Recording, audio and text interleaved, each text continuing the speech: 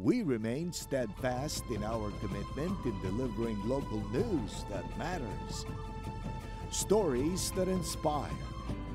Enriching the lives of Filipinos in the Philippines and across the globe. This is your GMA Regional TV. Buong puso para sa Pilipino. Ito ang Mornings with GMA Regional TV. Magandang umaga. Ito ang Mornings with GMA Regional TV. Hatid namin ang mahalagang lokal na balita mula sa Luzon. Mga kapuso, after more than 5 years, pagkakataon ulit natin pumili ng mga bagong leader sa ating barangay. Mayroon pong 67 million registered voters para sa barangay at 23 million naman para sa sangguniang kabataan na nakatakdang bumoto ngayong araw.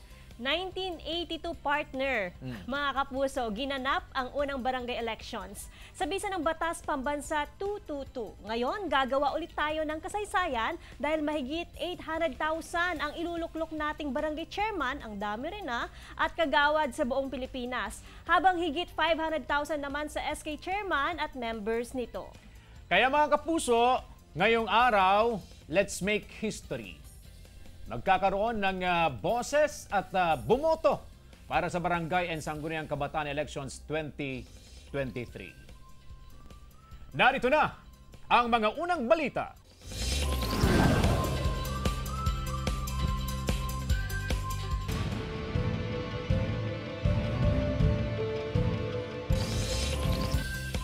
Mga kapuso, eksakto alas 7 kanina nang buksan ang mga polling precinct sa mga botante para sa Barangay and Sangguniang Kabataan Elections sa West Central Elementary School 1 sa Dagupan City. Mga botante mula sa 4 na barangay sa lungsod ang kasalukuyang bumoboto roon. Nakatutok doon live si Russell Simorio. Russell, kumusta dyan? Sige, good morning at good morning sa ating mga kapuso. Dagsana dito sa West Central 1 Elementary School sa Dagupan City ang mga botante at actually kanina pa before mag 7 a.m. ay talagang marami nang nakapila doon pa lang sa entrada ng West Central 1 Elementary School. Ito ang pinakamalaking voting center dito sa Dagupan City, lalo't sumasakop ito sa 4 na barangay o yung mga residente mula sa Barangay 1, Barangay 2 and 3, Barangay 4 at Barangay Poblacion Oeste ay dito bumoboto sa kabuuang 26 na polling precincts. At nakita natin na maagang bumoto kanina si Diocese of Lingayen Dagupan Archbishop Socrates Villegas at hindi na siya nahirapan pa sa paraan ng kanyang pagboto dahil mayroon na siyang dalang list na mga kandidatong kanyang iboboto. Nakausap din natin kanina si Police Colonel Brandon Palisok at kanyang nabanggit na 89 na police personnel ang nakakalat ngayon dito nga sa lungsod ng Dagupan City para nga magbantay ngayong araw ng eleksyon. Mahigpit ang seguridad at kasabay niyan yung mga inilatag din nilang checkpoints sa iba't ibang barangay dito yan sa Dagupan City. Sa mga oras na ito, nagpapatuloy ang dagsa ng mga botante dito sa may West Central 1 Elementary School. Ayon sa COMELEC, alas 7 hanggang alas 3 lang ng hapon ang voting time. Pero papayagan naman na makaboto kahit alas 3 na ng hapon yung mga narito sa paligid. At may mga nagtatanong kanina, paano kung yung isinulat ng isang botante ay wrong spelling? Halimbawa, nagsulat siya doon sa chairman pero wrong spelling. Natanong natin yan kanina sa electoral board at tatanggapin pa rin o bibilangin pa rin yung boto as long as readable or kayang ma-pronounce na tumutukoy doon sa kandidato. At kabilang naman sa mga nagbabantay dito sa West Central 1 Elementary School, yung mga nakatalaga ay ang Parish Pastoral for Responsible Voting at iba't iba pang grupo para nga magbantay sa eleksyon. May mga nakatoka rin dito mula sa City Health Office para umalalay para doon sa mga mahihilo ngayong eleksyon. Ang paliwanag naman sa atin kanina ng ilan sa mga maagang bumoto, lalo na yung mga senior citizen, mga PWD at yung mga may karamdaman ay para hindi na raw sila makipagsiksikan mamaya, lalo't inaasahan nga yung volume ng mga botante mamayang alas 11 alas 12 hanggang alauna. Kaya ang payo ng COMELEC sa mga botante ay vote wisely. Yan muna ang latest mula dito sa Dagupan City. Balik sa iyo, CJ. Maraming salamat, Russell Simorio. Noong weekend, marami na ang nagtungo sa sementeryo sa Dagupan City para dalawin ang puntod ng yumaong mahal sa buhay. Ang ilan galing pa raw ng Maynila at minabuting bumisita nitong weekend para makaluwas din agad para makaboto. May ilan din na humahabol pa sa paglilinis ng puntod dahil naman sa nararanasang pag-ulan sa gabi, binahang ilang mabababang nicho sa Roman Catholic Cemetery sa Dagupan. Kaya payo sa mga dadalaw sa sementeryo, bukod sa kandila at bulaklak, magdala rin ng bota at inuming tubig. Inaasahan ang mataas na demand sa bangus sa long holiday dahil marami ang mga magsisuwian. Pero tiniyak ng mga bangus dealer sa Magsaysay Fish Market na sapat ang supply ng bangus. Tuloy-tuloy daw ang mga galing sa Western Pangasinan. Papayagan ding pumasok ang mga galing Metro Manila at Bulacan. Bumaba naman ng 10 piso ang kada kilo ng bangus na nasa 160 pesos ang kada kilo. Payo naman sa mga mamimili na suriin kung makintab ang kaliskis at firm ang laman ng bibilhing bangus para makasigurong sariwa ito. Mga kapuso, may good news lalo na sa mga bibiyahe ngayong holiday. Inaasahan kasi ang 1 peso and 20 centavos hanggang 1 peso and 40 centavos na rollback sa presyo ng kada litro ng diesel. Habang piso hanggang 1 peso and 20 centavos naman ang bawas sa presyo ng kada litro ng kerosene. Pero sa gasolina, may inaasahang taas presyo ng 40 centavos hanggang 70 centavos kada litro. Inaasahang ipatutupad dyan ng mga kumpanya ng langis bukas, Martes, October 31.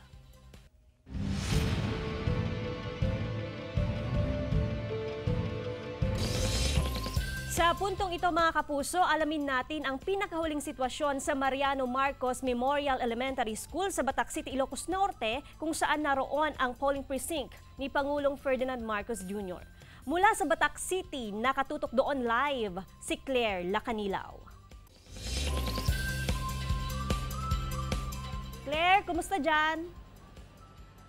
Good morning, Joanne. Good morning, mga kapuso. Bandang alas 7 ng umaga kanina ay dumating na si President Ferdinand Marcos Jr. dito sa Mariano Marcos Memorial Elementary School dito sa Barangay Valdez, Batac City, Ilocos Norte para bumoto sa barangay at SK Elections 2023. Sinamahan din siya ng kanyang anak na si First District Representative Sandro Marcos at kasama din sa nag-assist sa kanya ang Provincial Election Supervisor na si Attorney Alipio Alonzo Castillo III. Dumiretso siyang Pangulo sa kanyang polling precinct number 36A para sa pagboto ng barangay at SK Elections 2023. Umabot ang halos 5 minuto bago natapos ang Pangulo sa kanyang pagboto. Bago man umalis si PBBM, sinalubong niya ang kanyang mga taga-suporta maging ang kababayan dito sa Ilocos Norte. Ayon naman kay President Ferdinand Marcos Jr., huwag sayangin o itapon ang karapatan para bumoto para sa barangay at SK Elections 2023 para na rin sa ikauunlad ng bansa. As early as 5 a.m. Joanne ay kinordona na ng ilang hanay ng Philippine National Police ang entrance at exit para sa pagboto ng mga kababayan natin na para sa barangay at SK Elections 2023. Naging mahigpit din ang seguridad para sa pagdating ng Pangulo na si President Ferdinand Marcos Jr. At yan muna ang latest dito sa Batac City, Ilocos Norte. Joanne. Maraming salamat, Claire Lacanilaw. Bumisita si COMELEC Chairman Attorney George Garcia at PNP Chief General Benjamin Acorda Jr. sa Abra kahapon. Layon ng kanilang pagbisita sa lalawigan na maalis ang perception ng ilan na battleground ang Abra tuwing eleksyon. Gayunman, naka-full alert status ang PNP sa probinsya ngayong araw. 6,000 pulis ang dineploy at tinatayang 100 dito ay itinalaga sa bayan ng Bukay kung saan 8 barangay ang nasa orange category.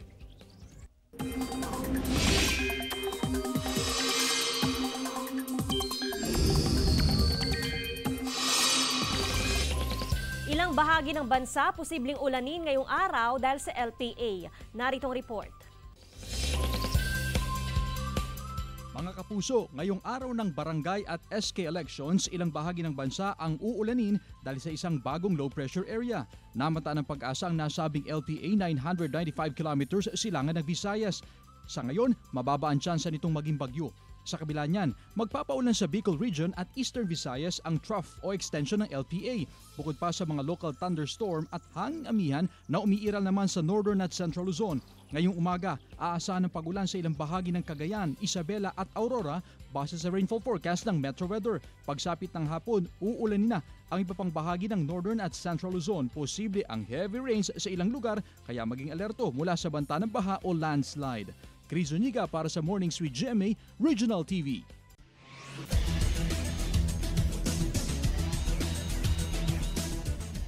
JRU Heavy Bombers panalo kontra Arellano Chiefs sa score na 79-74. Tunghayan sa report.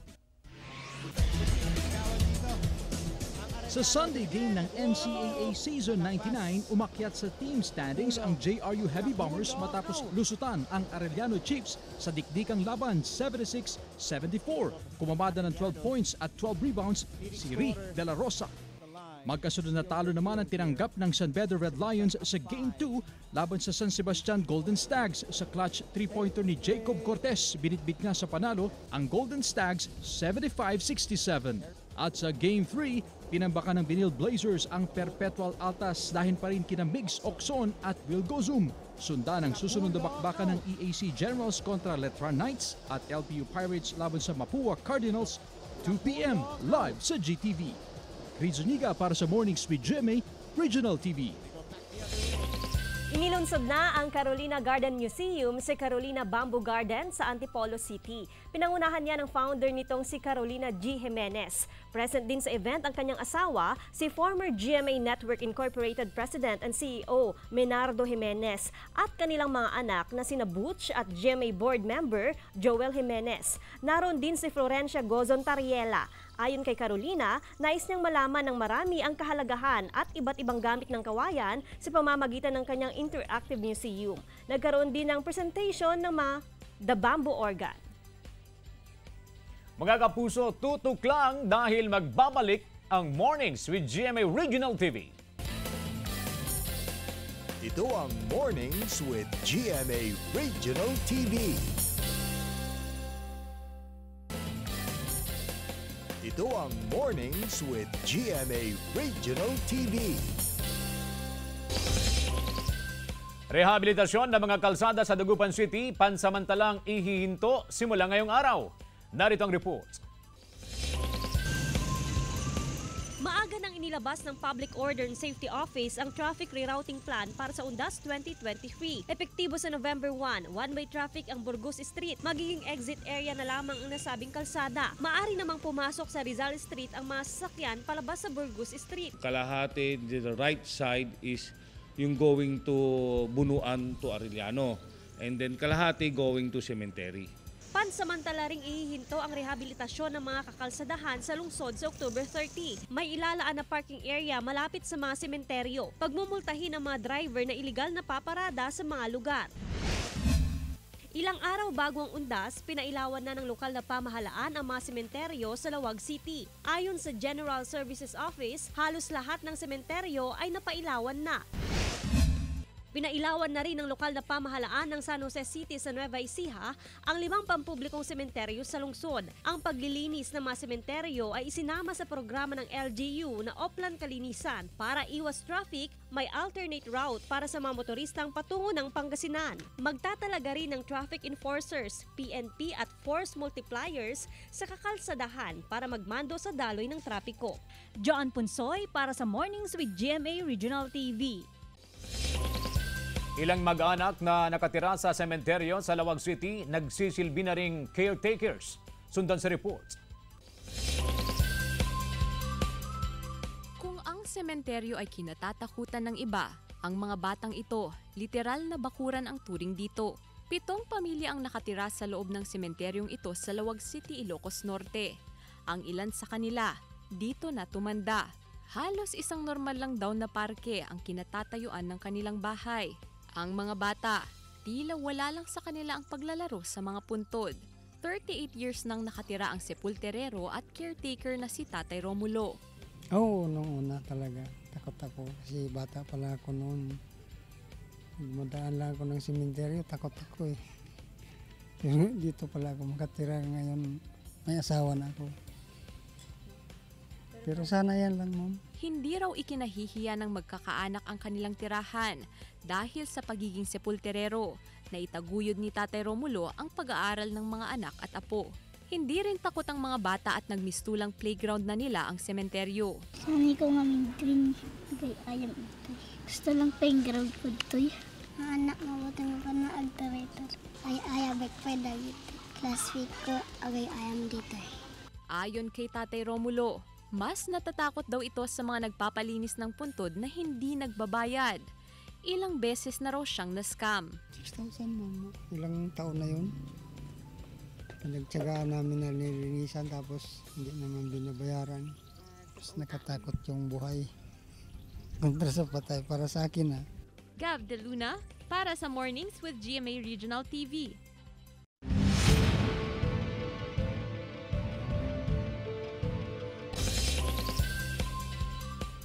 Pinakamaraming bilang ng boboto sa Baguio City inaasahan sa Rizal Elementary School. Mula roon, nakatutok live si Jasmine Gabriel Galban.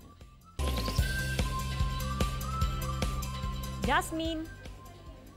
Good morning, Joanne. Good morning, mga kapuso. Live tayo ngayon dito sa Rizal Elementary School na actually itong voting center na ito ang may pinakamaraming botante na boboto ngayong araw. Sa datos ng COMELEC Baguio City, aabot po sa 11,642 ang boboto ngayong araw dito sa voting center. Pero actually, 7 barangay yung sakop ng voting center na ito. Kabilang dyan ang mga barangay ng Mines View, Pacda, Luwalhati, Puksusan, St. Joseph at Barangay ng Outlook. Ngayon dyan, ipakita ko yung sitwasyon dito sa voting center dahil actually doon pa lamang sa pagpasok pa lamang sa gate ng voting center ay bubungad na dyan yung voters assistant desk kung saan in case na yung botante ay hindi pa siya tiyak doon sa kanyang presinto kung saan siya boboto, online ay malalaman na nila kung saang presinto sila makakaboto dahil yan yung online na precinct finder. In just 1 minute, malalaman na nila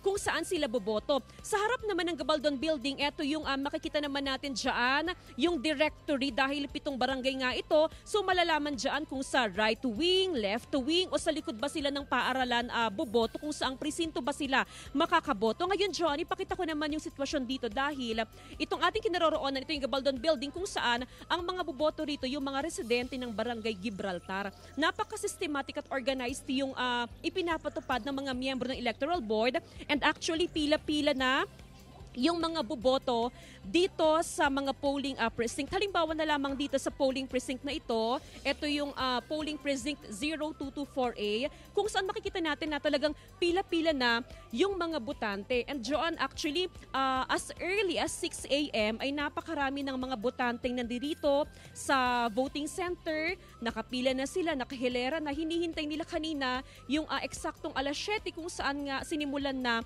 yung pagboto ng ating mga kapuso. So, sabi ko nga, Joan, systematic, organized at napakabilis din no yung pagboto nila dahil in just parang 8 to 10 minutes tapos nang makaboto yung isang botante. Mamaya, Joan, bisitahin din natin yung ilan pa sa mga voting center gaya na lamang sa Barangay Irisan kung saan ang Barangay Irisan sa lungsod ng Baguio ang may pinakamaraming botante na nasa 13,400 na voters pero nahati sa 2 school yung mga pagbobotohan ng mga botante sa Quirino Elementary School at maging sa may San Carlos High School. Mamaya, John, alamin natin yung sitwasyon doon para makita rin natin yung iba pang kaganapan ngayong barangay at Sangguniang Kabataan Elections dito mismo sa lungsod ng Baguio. At Johnny, dagdag ko lamang na malamig ang temperatura ngayon dito, malamig ang klima ngayon sa Baguio City dahil as of 5 a.m. ay umabot sa 16 degrees Celsius ang temperatura. Joanna?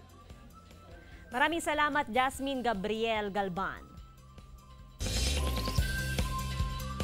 Sugatan ng incumbent barangay chairman matapos barilin sa Santiago, Ilocos Sur. Inoobserbahan ngayon sa ospital ang 50 anyos na incumbent barangay chairman at tumatakbong kagawad na si Ruben Elefante. Sa nakalap na report, pauwi na raw si Chairman Ruben Elefante at anak nito nang harangin at barilin sa Barangay Butol, Santiago ng hindi patukoy na suspect. Damay rin sa pamamaril ang anak nito. Ay naman sa PNP, isolated case ang nangyari at posibleng hindi konektado sa eleksyon ayon sa ilang opisyal ng barangay. Tuloy naman ang investigasyon ng autoridad.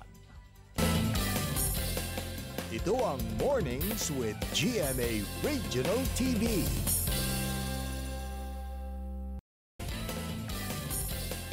Ito ang Mornings with GMA Regional TV.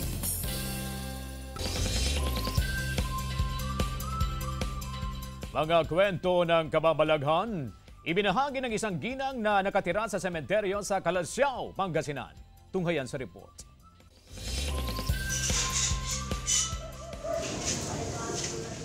Sa compound na puno ng nicho, nakatirik ang tirahan ni Aling Remy. 6 na taon na umano siyang naninirahan sa Columbario sa Calasiao, Pangasinan na napapalibutan ng mahigit 30 nicho. Andito yung asawa ko na caretaker dito po. Kaya dito na kami nakatira po. Pero sa loob umano ng 6 na taong pananatili sa lugar, may iba-iba rin umanong nagpaparamdam sa kanya. Yung nagpaparamdam lang po. Gaya ng naglalakad na parang may tao, tapos yung umaano yung pintuan. Pag nagdidilig din po ako, tumatayo yung balahibo ko po. Naniniwala naman umano si Aling Remy na hindi ang kaluluwa ng mga inilibing sa lugar ang nagmumulto, kundi ang bantay mismo umano ng lupang kinatitirikan ng Columbario. Pero ang mga ito, kanya umanong nilalabanan sa pamamagitan ng pagdarasal. Wala po man, basta nagdadasal, pinagdarasal ko po yung kaluluwa nila na hindi sila mag-istorbo, ganun. Sa katunayan, mas natatakot pa rin daw siya sa mga taong buhay na posibleng pumasok sa kanilang compound upang magnakaw at upang maisalba ang buhay at ari-arian mula sa mga kawatan, nakabantay ang kanyang mga alagang aso sa loob ng Columbario. Joan Punsoy para sa Mornings with GMA Regional TV. Mga kapuso, gagawin naming mas inspiring ang inyong morning dahil oras na para sa ating #MorningFeels.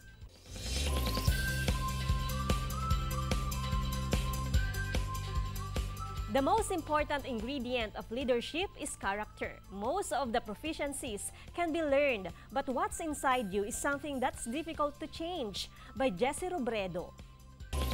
Mga kapuso, huwag nating kalimutang bumuto ngayong araw hanggang 3:00 ng hapon lamang po. Vote wisely, vote responsibly.